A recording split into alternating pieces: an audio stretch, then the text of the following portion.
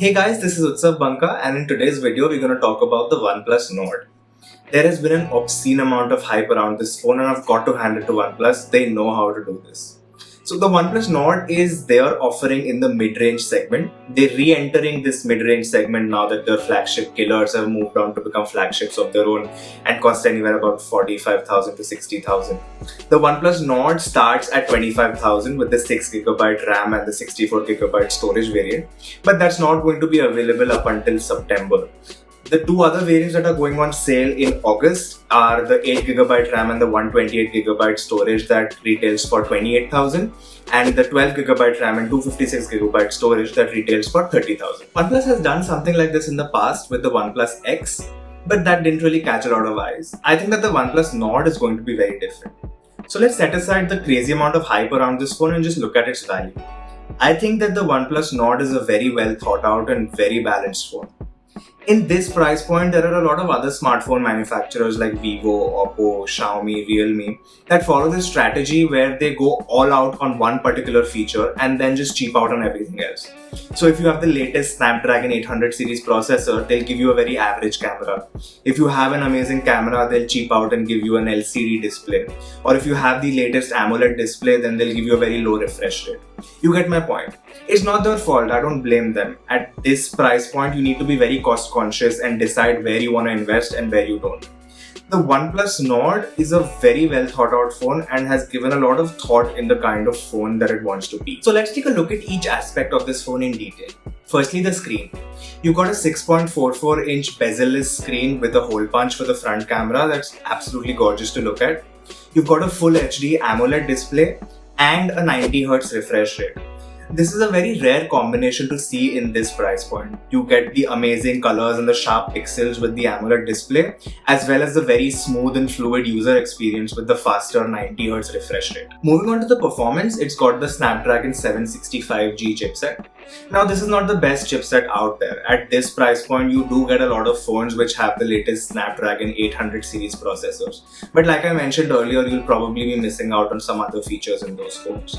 The Snapdragon 765G is an amazing chipset that will get you through your day with remarkable ease, even through some light gaming. You might notice a difference when you're doing some heavy gaming, but all in all, it's an amazing chipset. The phone also supports 5G because of this processor, and that makes the OnePlus Nord the cheapest 5G enabled phone available here in India. Now, 5G is still a long time away, but it's good to have this feature if you're looking at this phone from a long-term perspective. One thing to note is that the OnePlus Nord comes in with an older storage technology, so it uses UFS 2.1. And you get a lot of other phones at this price point with UFS 3.0. This basically means that the read and write speeds and the storage performance and efficiencies are going to be a little slower than other phones. Another area is that while the connector on the phone is USB Type-C, it's a USB 2.0 port and not a 3.0 port. So again, when you're transferring files from your PC to your phone or the other way around, you will be able to notice some slower speeds. Other than that, you won't notice a difference. So I think that it's a very conscious decision that OnePlus made. Instead of saving up on an area like camera or display, they've chosen to save on the storage systems that not a lot of users will notice or even see a difference in. In terms of battery, it comes with a good 4100 mAh battery, and it also supports the OnePlus's 30T warp charging. They claim that it'll go from 0 to 70% in half an hour. So on paper, it looks like a good battery, but I won't be able to comment more up until I have the phone in my hand. Moving on to the software, this is where the OnePlus Nord wins everything hands down. It comes with Android 10 and Oxygen OS. Now, I've always been a fan of Oxygen OS. It's one of the cleanest operating systems that I've seen in Android and is the closest to the stock Android experience that you get in Pixel devices. It's got all the customizable features that you want without adding any sort of weight on the operating system. You have all the other manufacturers like Xiaomi, Oppo, Vivo in this price point that give you an operating system with a lot of third-party apps and a lot of inbuilt ads that just compromise on your security and user experience. The OnePlus Nord comes with Oxygen OS that OnePlus claims has been perfectly optimized and will give you an extremely flagship-like experience. That's where I think that it deserves all the hype that it's created, Oxygen OS. The OnePlus Nord has a quad camera setup on the rear with a 48 megapixel primary shooter, an 8 megapixel ultra-wide shooter, a 5 megapixel depth camera and a 2 megapixel macro sensor. Now, the depth and the macro sensors are marketing gimmicks according to me, and most of the users are going to focus on the main 48 megapixel shooter and the ultra wide camera. Now, OnePlus claims that the primary camera is the same as the one that is used on the OnePlus 8. But we shouldn't forget that the camera used on the OnePlus 8 is the same one that was used in the OnePlus 7T last year. So it's not a great camera, but for the price you're paying for the OnePlus Nord, it's a good camera and you'll be satisfied. In terms of video, it has optical image stabilization on the back, which is an amazing feature to see in this segment. Not a lot of smartphones offer optical image stabilization, and it's really cool that OnePlus Nord has that feature. In terms of the front camera, it has a dual camera setup with a 32 megapixel primary lens and an 8 megapixel ultra wide.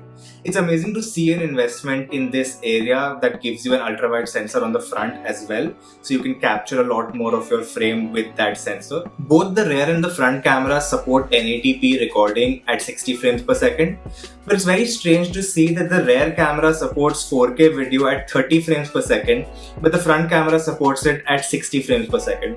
I'm not really sure why OnePlus went with this particular combination, but maybe they can change it in a future update. In terms of some other features, it does come in with an in-display fingerprint sensor, and I'm glad to see that they've included the proprietary and very useful alert slider.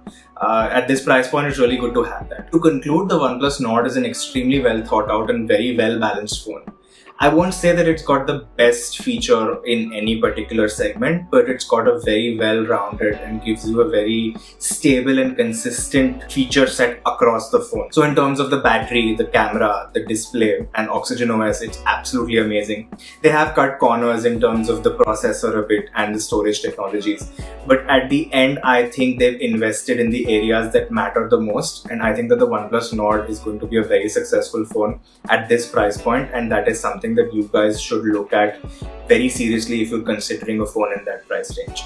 That's it for my video, guys. If you liked it, please share and subscribe to my channel. Catch you guys in the next one.